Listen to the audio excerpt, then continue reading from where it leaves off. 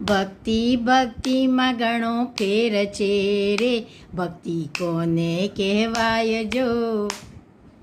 ભક્તિ ભક્તિમાં ઘણો ફેર છે રે, ભક્તિ કોને કહેવાય જો. એવી ભક્તિમાં હનુમાનને રામ મળ્યા રે, એને ભક્તિ કહેવાય જો. એવી ભક્તિમાં હનુમાનજીને રામ મળ્યા રે, એને ભક્તિ કહેવાય જો. તાળી પાડો તો હનુમાનની રે, બીજી તાળી ન હોય જો.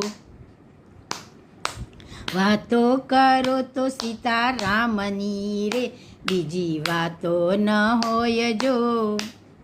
એ સમરણ કર